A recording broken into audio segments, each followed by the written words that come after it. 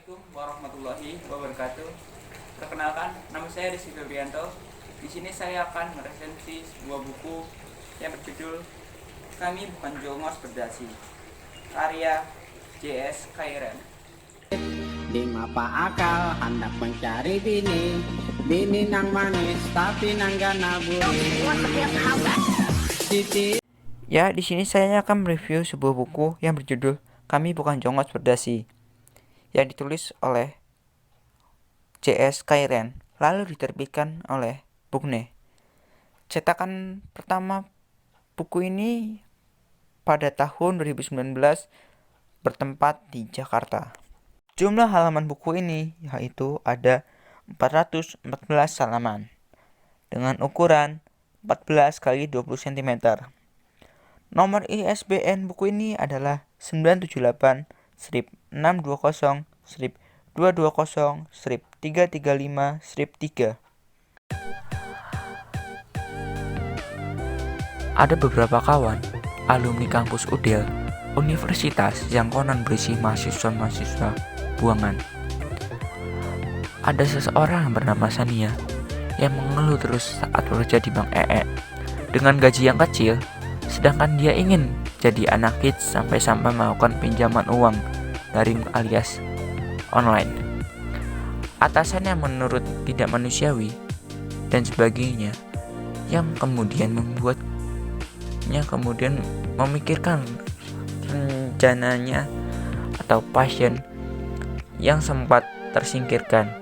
Ada pula Arko yang belum lulus kuliah, sementara kampus UDEL akan ditutup, dan memilih jalan sebagai fotografer lepas yang membuatnya sudah berkeliling separuh Eropa. Tapi kondisi keuangannya sangat parah. Dia diminta ibunya untuk kembali ke kampung halamannya karena adiknya juga mau merantau untuk berkuliah di ibu kota. Dan masih ada kisah-kisah kawan yang mereka yang sedang berada di simpang jalan dalam fase quarter life crisis. Novel ini menyajikan kisah yang sungguh sangat merakyat. Kisah yang saya yakin sangat real dengan kehidupan kita sehari-hari, terutama bagi yang mau atau yang sudah bekerja. Perjuangannya, jatuh bangunnya, perlakuan yang tidak mengenakan, sampai memilih tetap bertahan pada lingkungan yang penuh intrik itu, atau memperjuangkan impiannya. Hal inilah yang membuat novel ini seperti cermin tanpa saya berkaca dan merenung kembali keputusan-keputusan yang telah dan akan saya ambil dalam kehidupan ini. Saya menyukai bagaimana penulis ini yang dijuluki sang jenderal kata-kata ini merangkai cerita dalam banyak sudut pandang dan banyak masalah. Semua disajikan dalam porsi yang pas, yang masalah pelik tentu akan mendapatkan sorotan lebih banyak. Banyak sudut pandang ini saya rasa akan membuat para pembaca lebih familiar karena bersinggungan dengan pengalaman atau pengalaman orang-orang dekat.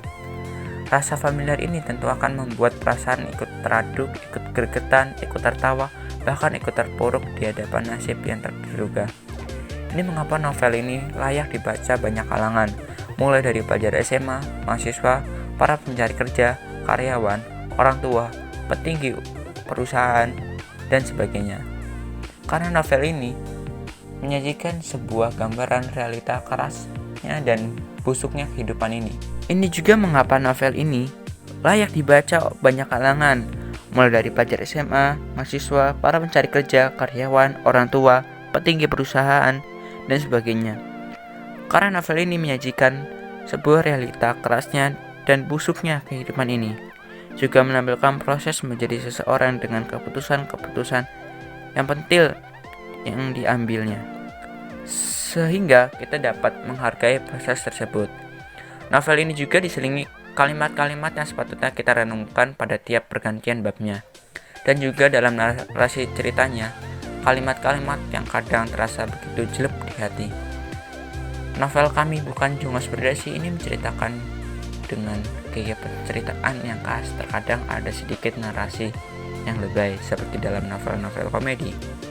Namun hal ini tidak banyak dan membuat saya merasa seperti sedang mendengarkan penyiar radio sedang bercerita dengan diselingi humor-humor yang membuat cerita lebih renyah dan hidup.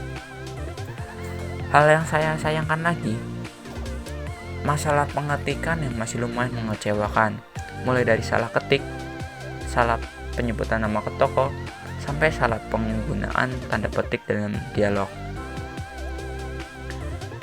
Sayangnya, kesalahan ini ada di sepanjang novel, jadi semoga saat dicetak ulang nanti, masalah pengetikan ini bisa diperbaiki.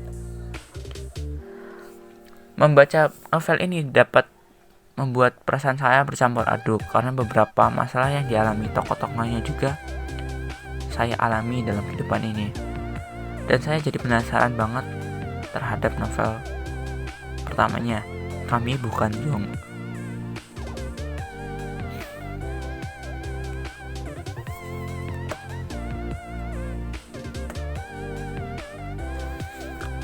Pada akhirnya saya merekomendasikan buku ini untuk dibaca siapa saja.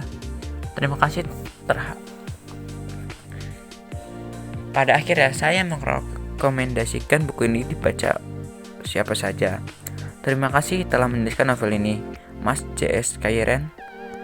Terima kasih juga kepada Bukna yang telah menerbitkan buku ini dan mengizinkan saya mengulasnya. Terima kasih. Sekian resensi buku dari saya. Mohon maaf bila ada kesalahan. Wassalamualaikum warahmatullahi wabarakatuh.